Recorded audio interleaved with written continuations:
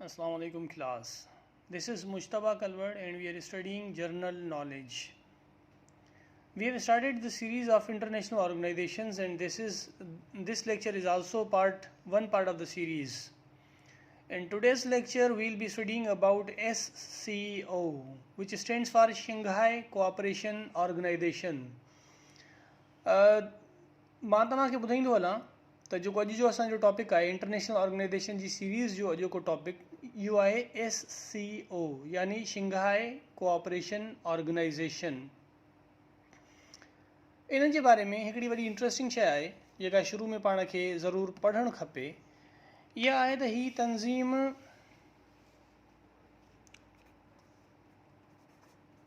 Biggest plus largest regional organisation आहे दुनिया जी।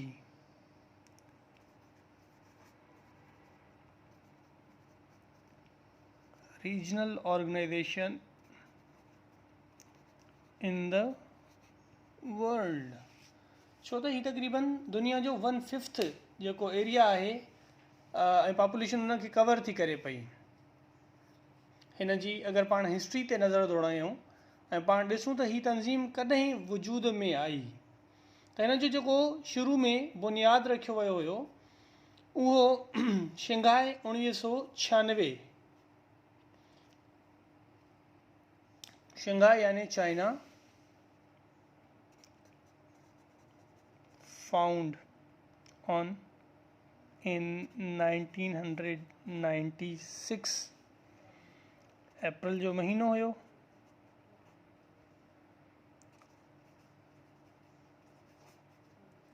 Shanghai China, इन जा फाउंडिंग मेंबर्स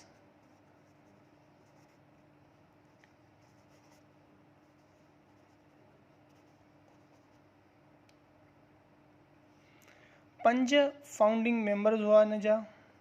चाइना ऑब्वियसली जिते ही तंज़ीम ठही, रशिया,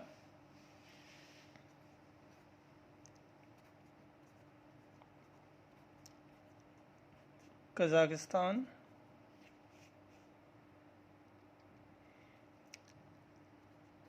किर्गिज़िस्तान,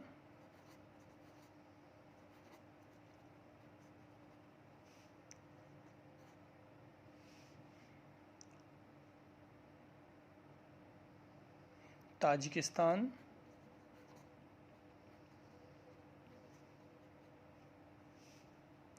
ही पंज इन जा फाउंडिंग मेंबर्स हुआ जन 1996 अप्रैल में हिन तंज़ीम जो बुनियादु रखियो ऐं इन खे 2001 में उज़्बेकिस्तान बि जॉइन करे वरितो।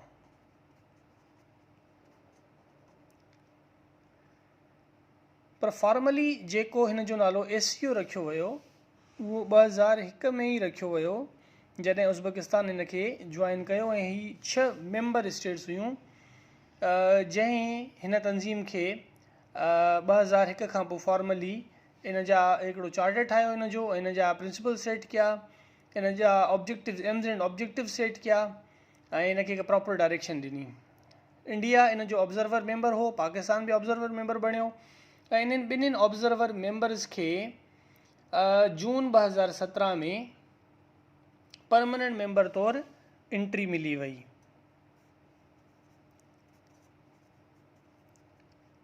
पाकिस्तान प्लस इंडिया,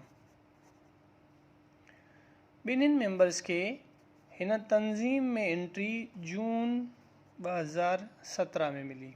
हींअर हिन तंज़ीम जा 8 बुनियादी मेंबर्स आहिनि जंहिंमें China, Russia, Kazakhstan, Kyrgyzstan, Tajikistan, Uzbekistan, Pakistan ऐं इंडिया शामिल आहिनि। हिन तंज़ीम जा कुझु ऑब्ज़र्वर मेंबर्स बि आहिनि या ऑब्ज़र्वर स्टेट्स बि आहिनि। उहे कहिड़ियूं आहिनि अचो त ॾिसूं था।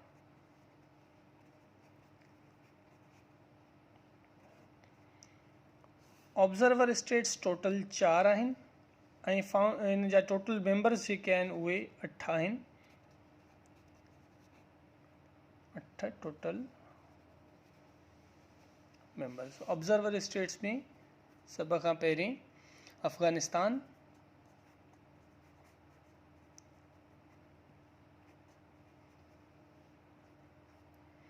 बाद में बेलारूस,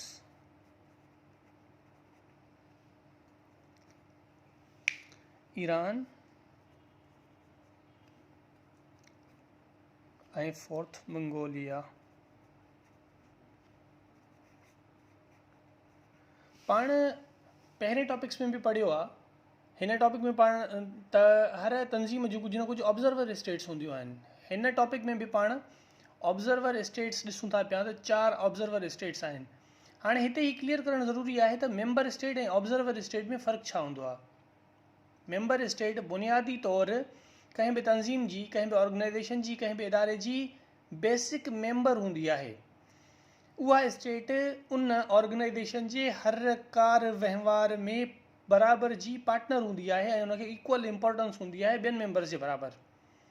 पर जेके ऑब्ज़र्वर स्टेट्स हूंदियूं आहिनि उहे सिर्फ़ु ऐं सिर्फ़ु मीटिंग में शिरकत करे सघनि थियूं, मीटिंग अटेंड करे सघनि थियूं, पर मीटिंग में पार्टिसिपेशन जो या की डिसीशंस जेके हूंदा आहिनि उन्हनि जे ठहण में उन्हनि जो कोई बि किरदारु न हूंदो आहे। जेकॾहिं उहे कंहिं मीटिंग में पार्टिसिपेट ई न करे सघंदा, ॻाल्हाए न सघंदा, सजेशन्स ई न ॾेई सघंदा, त उन्हनि जो किरदारु तक़रीबन ज़ीरो रहे थो वञे। पर उन्हनि जी इम्पोर्टेंस इन हैसियत सां आहे त हू उन मीटिंग में मौजूदु हूंदा आहिनि ऐं उन मीटिंग जो सॼो हाल अहिवाल पंहिंजी अखियुनि सां ॾिसंदा ऐं नोट कंदा रहंदा आहिनि।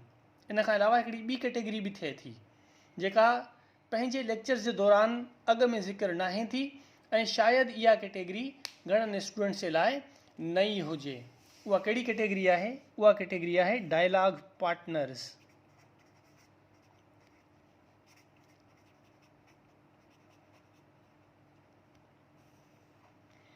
कुछ स्टेट्स डायलॉग पार्टनर जी हैसियत रखनि थियूं। हिन ऑर्गेनाइजेशन यानी SCO शंघाई कोऑपरेशन ऑर्गेनाइजेशन में 6 डायलॉग पार्टनर्स पिण आहिनि। उन्हनि जा नाला आर्मीनिया,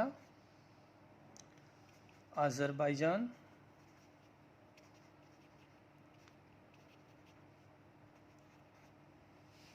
कंबोडिया,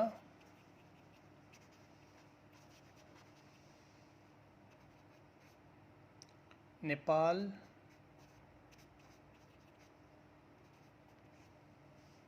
श्रीलंका,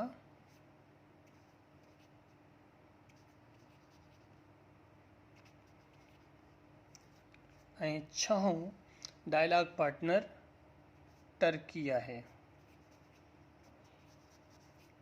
हिते वरी मां डिफरेंस सम्झाईंदो हलां त ऑब्ज़र्वर स्टेट ऐं डायलॉग पार्टनर में फ़र्क़ु इहो आहे त ऑब्ज़र्वर स्टेट्स सिर्फ़ु ऑडियंस तौरु उन प्रोग्राम जी, उन मीटिंग जी, कॉन्फ्रेंस जी, समिट जी सिर्फ़ु निगरानी करे सघनि थियूं ऐं उनखे ॾिसी सघनि थियूं, सिर्फ़ु ॿुधी सघनि थियूं, उन में पार्टिसिपेट नथियूं करे सघनि। पर जेकी डायलॉग पार्टनर्स आहिनि उहे डायलॉग में मुकमल नमूने हिसो वठी सघनि था ऐं उन जी जेका बि डिस्कशन या बहस थींदी उहे उन जो बाक़ाइदा हिसो हूंदा। पोइ हाणे सुवाल पैदा थिए थो त अगरि उहे हिसो वठी सघनि था त बेसिक मेंबर ऐं डायलॉग पार्टनर में फ़र्क़ु कहिड़ो थियो? तमामु वॾो फ़र्क़ु उहो इहो त जेके बि डिसीशन्स वरिता वेंदा उन्हनि जो डायरेक्ट इम्पैक्ट मेंबर स्टेट्स ते वेंदो ऐं मेंबर स्टेट्स लाइ उहा बाइंडिंग हूंदी त जेको डिसीशन थिए थो त उहे उनखे फॉलो कनि। पर जेके डायलॉग पार्टनर्स आहिनि उन्हनि ते अहिड़ी कंहिं बि पॉलिसी जो असरु नथो थिए। उहे सिर्फ़ु ऐं सिर्फ़ु डायलॉग में हिसो वठी सघनि था, पार्टिसिपेट करे सघनि था, एडवाइस करे सघनि था, सजेशन ॾेई सघनि था, पर उन जा तंज़ीम जा जेके बि डिसीशन्स आहिनि उहे उन्हनि जे लाइ बाइंडिंग न आहिनि, न ई उहे उन्हनि खे फॉलो करण जा पाबंद आहिनि।